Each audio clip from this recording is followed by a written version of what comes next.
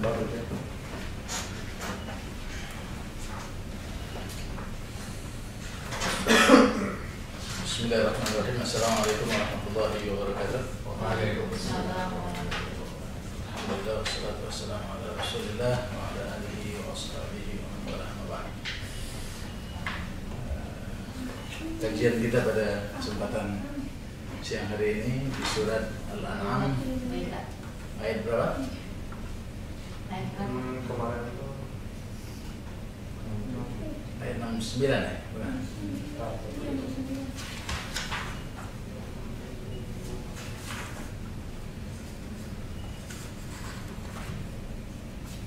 ini memang udah 8 dulu ya?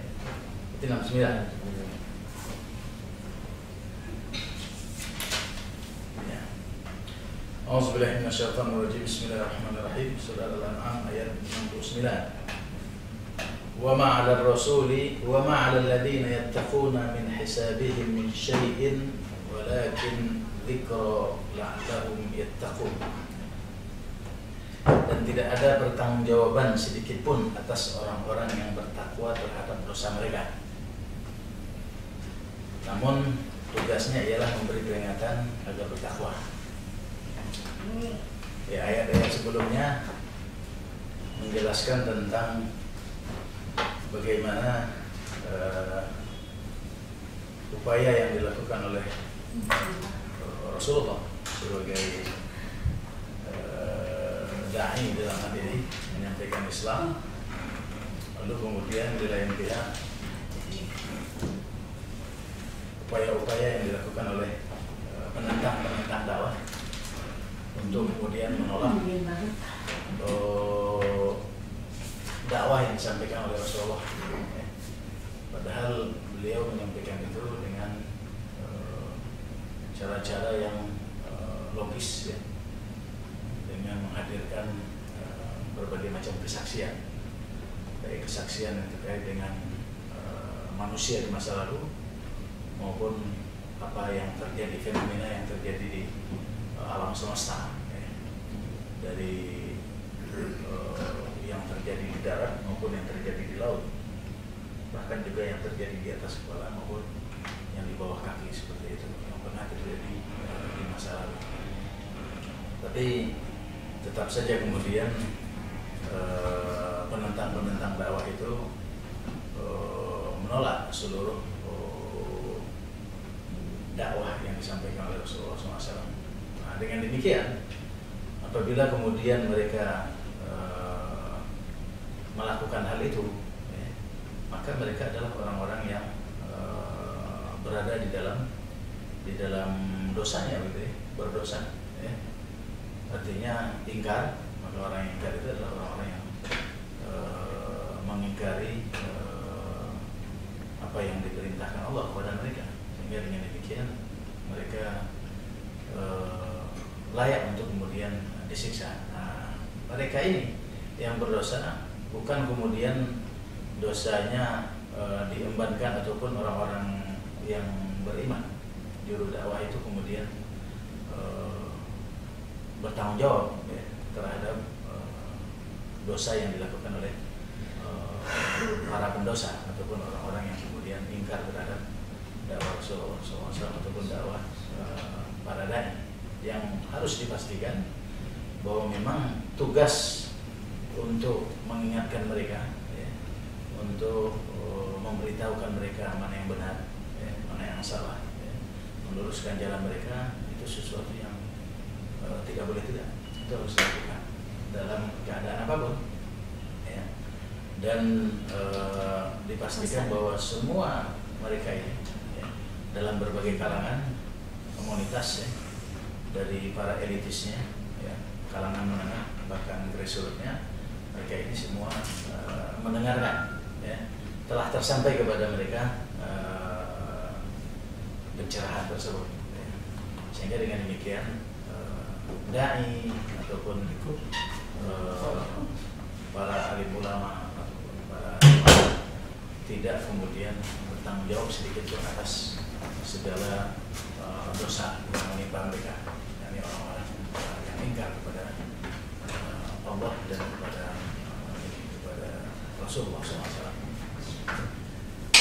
Wa dzaril ladzina takhadhu dinahum la'iban wa lahwa wa gharrathumul hayatud dunya wa dzakkir bihi an tubsala nafsum bima kasabat laisa laha min dunillahi wali wala syafi'ah wa in ta'dil kullu 'adlin la yu'khadhu minha ulaika alladziina usilu bima kasabu lahum syarabun min hamim wa 'adzabun alimun bima kanu yakfurun. Dan tinggalkanlah orang-orang yang menjadikan agamanya sebagai mainan dan senda gurau, dan mereka telah ditipu oleh kehidupan dunia. Dan peringatkanlah dengannya agar suatu diri tidak dijerumuskan kepada kebinasaan karena ulahnya. Dia tidak memiliki penolong dan pemberi syafaat selain Allah. Dan jika ia menebus dengan segala macam tebusan, niscaya tidak akan terima. Mereka itulah orang-orang yang dijerumuskan ke dalam kebinasaan lantaran apa yang telah mereka upayakan. Bagi mereka minuman yang mendidih dan azab yang pedih lantaran apa yang dahulu mereka ingkari. Nah, di sini kalau kita perhatikan, dan tinggalkanlah orang-orang yang menjadikan agamanya sebagai mainan dan senda gurau, ya seperti yang ayat sebelumnya, ya. Ketika kemudian ada sekumpulan orang, komunitas apapun namanya, ya, yang mengatasnamakan agama untuk melakukan kegiatan-kegiatan yang justru bertentangan dengan agama, begitu ya. Kan banyak kita temukan di masyarakat, begitu ya. Apapun lah bentuknya, ya. Apakah itu seni, budaya, olahraga, ya, kegiatan ekonomi, kegiatan politik dan lain sebagainya. Mereka kan selalu berlindung di balik agama. Ya. Ini boleh kok, ini tidak bertentang kok. Ya. Ini sesuai dengan hukum Allah. Padahal itu kan sebenarnya dalam upaya mereka untuk mencari pembenaran saja. Sebenarnya mereka menjadikan agama itu sebagai khadam. Ya. Ya seharusnya orang-orang yang beriman, apalagi para dai, ya mereka tidak kemudian masuk ke dalam perangkap itu, karena itu bagian dari skenario juga, ya kan? Skenario yang bisa dilakukan oleh orang-orang yang memang punya maksud dan tujuan tertentu, atau memang itu terjadi secara alami, yang memang dunia mereka adalah itu, ya kan? Oleh karenanya jangan kemudian sampai terkooptasi, ya, seperti yang terjadi di kalangan para pemuka agama, orang-orang Yahudi dan orang-orang Nasrani, ya, yang mereka itu katanya ingin memberikan pencerahan, ya, berkumpul bersama-sama, membaur, ya, pertama, kedua, ketiga, betul, mereka menyampaikan dakwah, meluruskan, ya, memberikan pencerahan, tapi lama-kelamaan, ya, mungkin dakwah mereka nggak diterima, ya, tapi kemudian kan mereka sudah berada dalam satu budaya, satu kebiasaan, yang kebiasaan itu sendiri mungkin tidak sesuai dengan aturan-aturan agama, ya. Ya mereka udah mulai terkontaminasi, ya. Nah, akhirnya kepentingan dakwah terabaikan, ya. Dan ini juga tantangan yang sangat luar biasa. Saya merasakan sendiri ketika saya berada dalam komunitas badminton, begitu ya. Di dunia badminton itu biasa yang namanya taruhan. Taruhan itu dari yang paling kasar itu dengan uang, yang paling sulit dibaca oleh banyak orang itu taruhan dengan barang-barang lah, yang pokari, minuman dan lain sebagainya. Tapi yang namanya taruhan kan tetap taruhan, ya kan? Tidak dianulir sama sekali di dalam agama, ya kan? Itu kan hanya cara saja, ya kan? Untuk menghindar dari satu hal yang haram kepada hal yang haram lain sebenarnya, tapi lebih lebih halus, ya kan, seperti itu. Ya, beda halnya kalau seandainya hal itu diperlombakan, ya kan, ada disepakati secara bersama-sama, ya kan, lalu iuran ataupun tambah iuran, ada donatur. Sebenarnya dalam Islam itu ada kategori untuk yang ya seperti tadi dibilang, kalau ini seperti MPK dilegakan itu hal-hal yang seperti ini sebenarnya dibenarkan sebenarnya Islam. Sebenarnya kalau MTQ itu hal yang berbeda ya. MTQ ini diperdebatkan karena bukan perlombaannya yang dipermasalahkan, tapi kaitannya dengan yang dilombakan, ya kan? Itu berbeda. Tapi kalau hal-hal yang lain seperti perlombaan mobil, ya kan? Atau perlombaan kendaraan, ya kan? Cross dan lain sebagainya, perlombaan nasyid dan lain sebagainya, saya kira sepanjang hal itu dilombakan dalam bentuk apresiasi, memberikan penghargaan dan lain sebagainya, dan mendorong mereka untuk menjadi yang lebih baik, yang terbaik, saya kira nggak ada masalah. Tapi yang tidak boleh adalah kalau dalam kegiatan yang seperti itu ada pihak yang dirugikan dan ada pihak yang diuntungkan. Ya kan? Kalau dalam taruhan itu kan memang, ya kan? Kita main, ya kan? Kalau Anda kalah, Anda yang menanggung. Ya kan? Kalau saya yang kalah, saya yang menanggung. Nah, solusi saya apa? Kalau saya sudah berhadapan itu, saya bilang, ya udah, hadirkan Bukhari di sini. Pihak kalah nggak usah bayar, pihak menang juga nggak usah bayar, saya yang bayar. Saya bayar itu kalau pas lagi ada duit. Kalau nggak ada duit ya saya tidak melakukan hal itu, ya kan? Saya diam aja. Kalau sholat tadi dilombakan, itu tadi yang mobil. Oh iya, ya itulah apresiasi, memberikan apresiasi selama upaya konteksnya itu adalah mengapresiasi, mendorong, menyemangati dan sebagainya, kan apresiasi aja. Tapi kalau kaitannya dengan lomba Al-Quran, memang yang menjadi perdebatan itu Al-Quran ini, ya kan? Al-Quran disenandungkan, ya kan? Lalu kemudian yang menandungkannya juga kalangan perempuan, ya, dan lain sebagainya. Itu menjadi menjadi sisi yang sangat kontroversi, sangat kontroversi. Ya, perempuan kan ya suaranya itu sendiri oleh sebagian ulama aurat, gitu. Jadi perempuan itu hanya berbicara pada majelis ilmu ataupun pada kebutuhan-kebutuhan yang darurat, ya kan? Dia belanja ke pasar, dia bisa berbicara, bisa sekadar untuk kebutuhan-kebutuhan darurat. Tapi kalau kemudian nggak ada kebutuhan, nggak ada apa, lalu kemudian mereka membuat pembicaraan, ya, apalagi diselingi dengan teriakan, dengan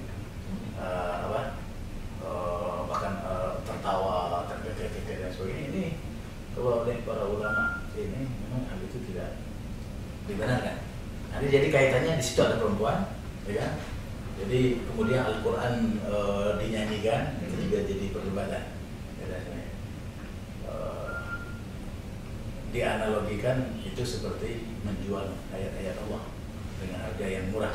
Seperti itu. Ustaz, saya dulu kalau Al-Quran dinyanyikan ya, sebenarnya apa sih kategori nyanyi? Kan kayak kita dengar di kori-kori yang terkenal juga ya.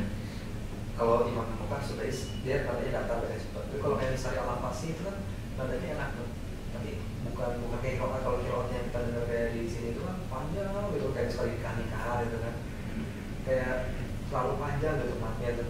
Nah, itu kategorinya gimana sih? Maksudnya kalau yang dinyanyikan sama yang cuma dikasih nada kayak jadi Al-Quran itu ada yang dibaca bertartil, ada yang dibaca billah. Kalau bitartil itu dibaca sesuai dengan ranggamnya, itu kan ada 7 model qiraat. 7 model qiraat. Nah, bahkan ada yang 11 model qiraat, itu model bacaan. Itu tidak jadi soal karena memang ada syariatnya. Nah, cuman ada yang kemudian pakai lahan. Nah, lahan beda dengan tartil. Kalau lahan itu ada unsur lagunya di situ. Lahan. Ya kan? Lagunya. Nah, di sini sebenarnya itu jadi ajang perdebatan juga pertama, ya kan? Tapi yang jadi ajang perdebatan yang lain yaitu perempuan yang melakukannya. Nah, gitu kan, perempuan yang melakukannya seperti itu. Makanya kalau di negara-negara Arab kan kebanyakan Al-Quran itu tidak dilakukan, kebanyakan dari Mesir saja. Kalau di negeri yang lain biasa aja bacanya kayak Ustaz baca gitu. Iya, tartil. Iya, tartil. Dengan tartil aja. Banyak wama Allah gitu. Kan kalau biasanya panjang. Orang kalau suaranya bagus, walaupun tartil gitu ya, Enak. matnya kan kalau berhenti itu kan boleh dengan pada saat-saat wakaf itu boleh panjang, tidak hanya 6 ketokan, itu boleh panjang, ya kan? Walam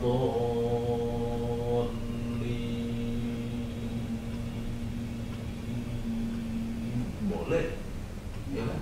Panjang, panjang itu lebih dari 6 ketokan boleh kalau wakaf.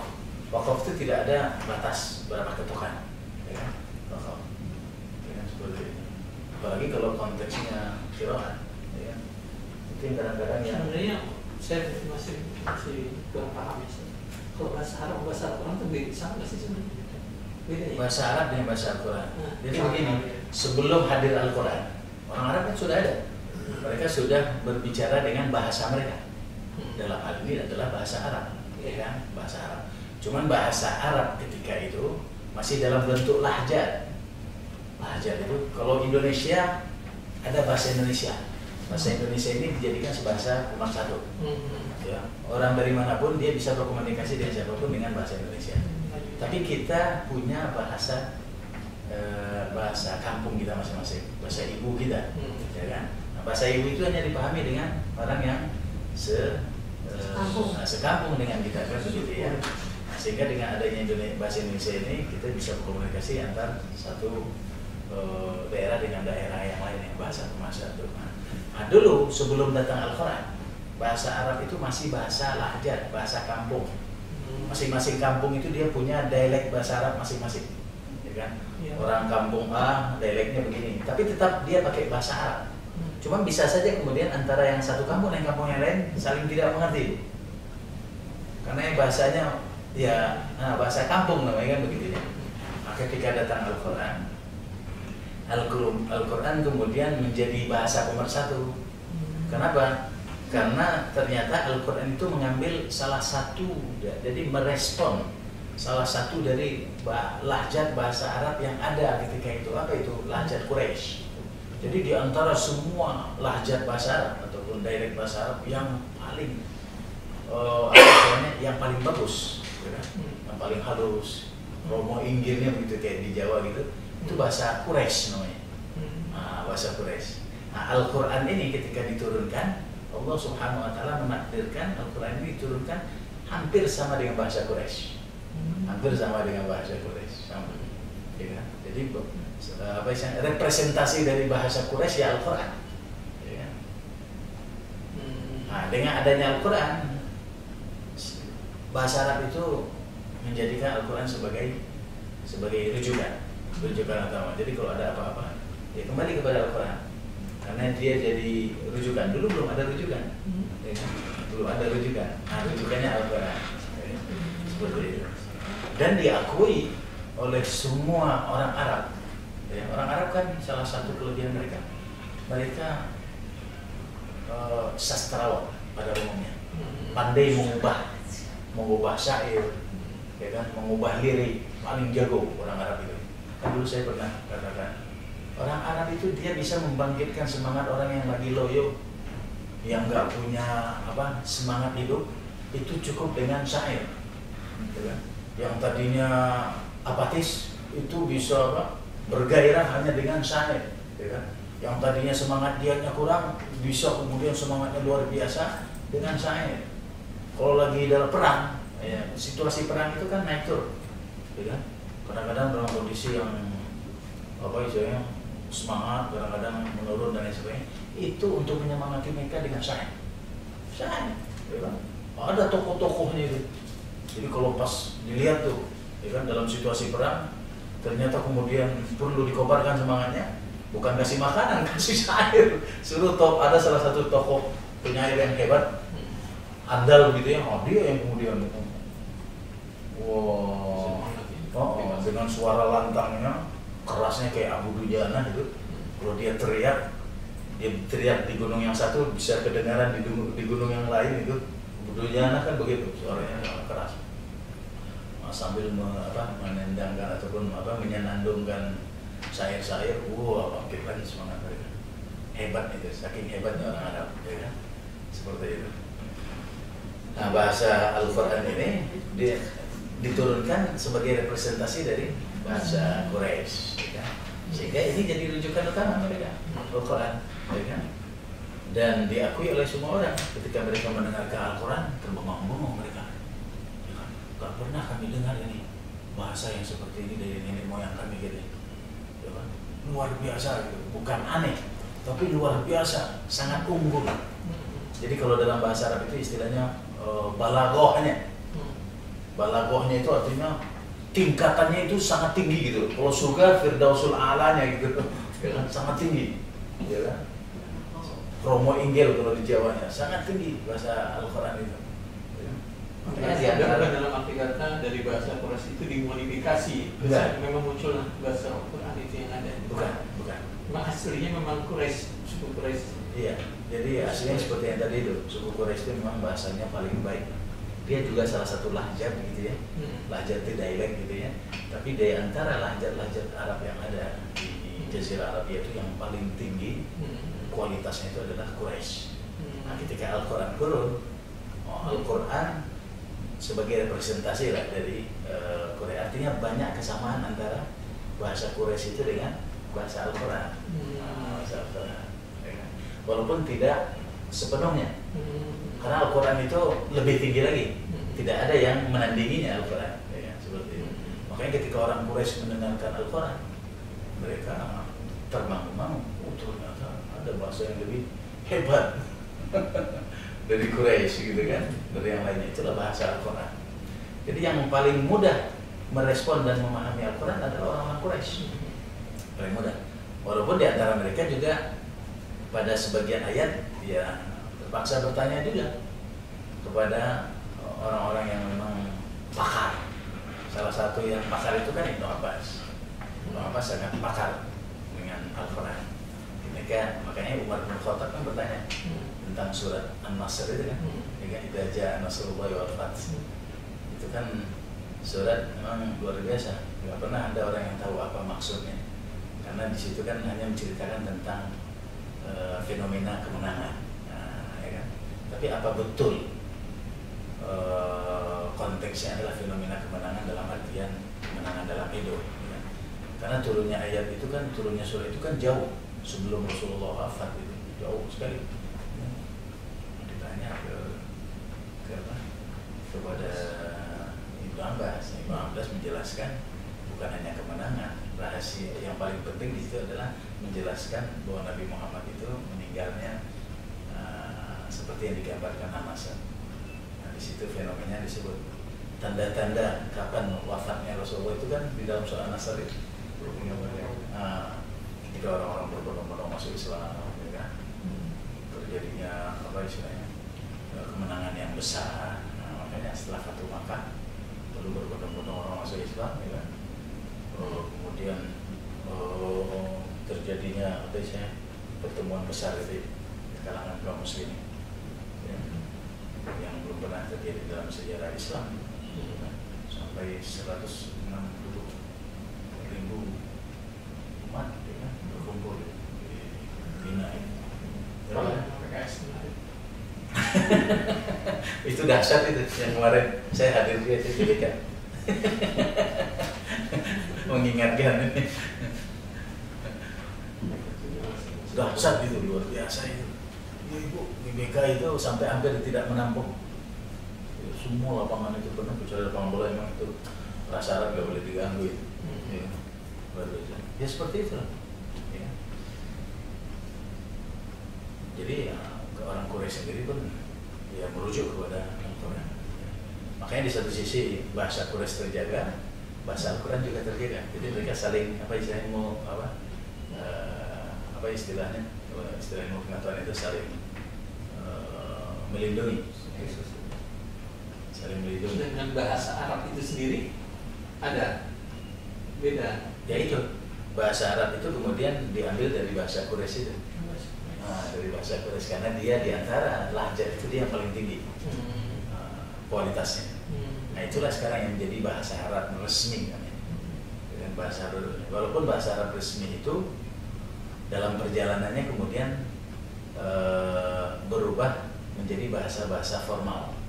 Dulu di masa Rasulullah bahasa Arab resmi itu jadi bahasa komunikasi massa, bukan hanya di sekolah-sekolah, bukan hanya di masjid, bukan hanya di seminar, bukan saja di khutbah, ya, ya. Tapi komunikasi massa di mana saja, di lapangan, di pasar, di lapangan bola. Itu di Middle East itu semua juga menggunakan bahasa Arab. Iya, bahasa Arab. Iran. Iya. Oh, Iran enggak. Iran itu bahasa Persia. Persia ya. Tapi Irak iya. Iya. Irak. Yordan, Iya. Syria, Semua itu. Middle East, Mesir juga. Betul. Kan Persia, hurufnya huruf Arab ya? Persia, ya kalau hurufnya mirip dengan, jadi Urdu, Persia, Persia itu ya? Arab itu mirip dengan Arab, tapi bukan bahasa Arab. Persia lebih lama, lebih tua daripada Arab. Tapi tulisannya disamain Iya. kayak bahasa Arab. Iya. Ada kesamaan. Ya, seperti itu. Jadi memang luar biasa bahasa Arab itu. Tapi kalau ngobrol hari-hari Ustaz nggak pakai bahasa Quran kan? Mereka ngobrol di antara mereka pakai lahjat dengan yang tadi itu. Sekarang. Iya. Oh. Hari ini, jadi dulu di masa Rasulullah, para sahabat, dan beberapa tahun setelah itu, bahkan saya kira ratusan tahun, itu masih bahasa yang dipakai sehari-hari itu bahasa resmi, bahasa Al-Quran, ya, bahasa Quraisy. Tapi lambat laun di samping di situ ada yang disebut dengan westernisasi, dengan upaya untuk mendangkalkan pemahaman umat terhadap Al-Quran. Salah satu upaya itu adalah menghilangkan bahasa Arab Fusha, namanya bahasa Arab Fusha itu dari bahasa umum, bahasa yang berlaku umum. Ya. Upaya itu luar biasa. Caranya mereka apa? Caranya mereka kemudian mengeluarkan berbagai istilah-istilah yang prokem gitu, ya. Pasaran, istilah pasaran. Kemudian yang kedua, semua perfilman, seni budaya itu menggunakan bahasa-bahasa daerah, lahjat, tidak menggunakan bahasa Arab, ya kan? Seperti itu. Dan itu memang kerjanya orang Yahudi, karena mereka tahu kekuatan umat Islam itu salah satunya adalah bahasa Arab. Karena kalau umat Islam paham bahasa Arab, berarti dia kan akan paham dengan Al-Quran. Ya. Kalau dia paham dengan Al-Quran, berarti dia akan senantiasa berinteraksi dengan Al-Quran. Itu persoalannya. Maka kemudian orang Islam itu diupayakan untuk jauh dari Al-Quran. Caranya apa? Yaitu pertama adalah bahasanya dirubah dulu. Merubahnya nggak mungkin dari bahasa Arab ke bahasa Persia, seperti yang dilakukan Kemal Atatürk. Iya. Turki itu kan dulu bahasa Arab. Turki itu bahasa resminya Arab dulu. Tapi oleh Kemal Atatürk, bahasa Arab itu kemudian diharamkan, diganti dengan bahasa kedua, yaitu bahasa kampung, bahasa Turki itu sendiri. Ternyata luar biasa. Perangnya berhasil, pertarungannya berhasil dilakukan. Sekarang di Turki orang berbahasa Turki, nggak paham. Boleh dikatakan masyarakat Turki itu sama dengan kita. Kondisi mereka adalah Arabnya, dengan bahasa Arab bahasanya, dengan bahasa Arab. Nggak banyak mereka yang tahu bahasa Arab, kecuali mereka yang betul-betul belajar studi ke dunia Arab gitu ya, dia tahu. Sama persis kayak gitu. Luar biasa ya. Pendangkalan dan upaya untuk mendistorsi nilai-nilai Utuh. luar biasa dilakukan secara masif. Tapi ya mereka juga tidak berhasil kan. Ternyata umat Islam tetap bertahan dengan eksistensinya walaupun ya kualitas terus menurun, ya kan? Dan itu kan udah disyaratkan oleh Rasulullah. Pada suatu saat nanti umatku buahnya, ya kan? Tapi mereka ibarat buih di tengah lautan, kan begitu ya. Buih itu kan banyak kelihatannya ya, tadinya nggak bernilai, ya kan? Kena angin, diterbangin habis. Begitulah kondisi umat Islam dosa banyak, tapi mereka kualitasnya berubah. Salah satunya adalah dengan memusnahkan bahasa dari pergaulan. Nah sekarang bahasa Arab itu digunakan atau bahasa Arab Fusha digunakan di formal, proses bahasa pembelajaran, dengan pengajaran itu. Tapi kalau bahasa di pasar sesama itu bahasa pelajar, seperti itu ya. Jadi kita kalau saya belajar bahasa Arab, belajar bahasa Arab conversation atau belajar bahasa Arab sastra kayak Quran. Kalau ingin belajar bahasa Arab conversation cukup datang ke dunia Arab 2-3 bulan, di situ bisa berbahasa Arab. Tapi yang Anda peroleh, yang kita peroleh itu hanya bahasa Arab pasaran namanya. Ya. Tapi kalau kita ingin belajar bahasa Arab untuk memahami Al-Quran, itu betul-betul harus melalui jenjang pendidikan, ya. Dikursuskan, ya. Lalu kemudian intensif, ya. 6 bulan bisa 6 bulan, ya. Ini nggak bisa Bisa 6 bulan, bisa belajar. Orang Arab kok bisa? nggak bisa. Karena Hasan Al-Banna itu mengeluarkan fatwa, kan? Habis gempa Pacitan Mengeluarkan fatwa bahwa bahasa Al-Banna, Imam Ibnu Taimiyah mengeluarkan fatwa umat Islam itu wajib berbahasa Arab. Hukumnya wajib, fardu ain, fardu lah hukumnya. Jadi umat Islam itu wajib hukumnya berbahasa Arab. Karena dia menggunakan kiasan itu, malah yatimul wajib bila dibawa wajib. Wah, 6 bulan itu udah bisa Ustaz ya? Khusus bahasa Quran. bisa. Di mana? Yang dekat sini Ustaz. Ada Di daerah Mamu kan ada. Al-Manar, Al-Manar. hutan kayu. Hutan kayu ya? Hutan kayu. Dekat bagus ya? Dekat. Dekat. Oh, Al-Manar dan hutan kayu. Cakep itu. Bagus ya? Al-Manar rumah Anies Mata di depan Al-Manar. Al-Manar itu pendirinya kan Anies Mata. Oh. Anies Mata dan rekan-rekan dia pendiri. Bukan di Rawamangun. Ke sini nggak ada? Terus ini nggak ada maksud BD gitu tanpa wisata. Untungnya cuma gua yang belajar di sama sekolah. Sebenarnya saya bisa mengajar bahasa Arab karena basic saya bahasa Arab. Iya. Basic saya kan linguistik. Enggak, di S1 S2-nya saya bahasa Arab. Bahasa Arab ya. Arab. Saya dulu kan ngajar di Deplu Parlemen Luar Negeri. Sempat juga ngajar di beberapa bulan di bahasa Arab. Karena kalau udah langsung baca begini kan, kalau udah tahu bahasanya, udah enak kan Ustaz ya? Iya. Pemahaman. Paling tidak secara zahir kita paham. Walaupun kalau untuk Al-Quran kan dia ada pemahaman tersiratnya, itu tetap harus merujuk kepada tafsir. Tapi enak kan, kita udah tahu kuncinya udah dapat, masalah kita tinggal buka aja tafsir Fizilahul Quran, tafsir Ibnu Katsir, Bisa cek dulu. Iya, itu harus materi saya. ganti belajar bahasa Arab. Iya. Khusus apa khusus? Ya, Apa khusus? Kita lagi dia waktu yang nggak ada. materinya ganti belajar bahasa Quran. Ya. Jadi pandang Ustaz terus. Waktunya aja nggak ada. Nggak sih, jadi kemana-mana Ustaz.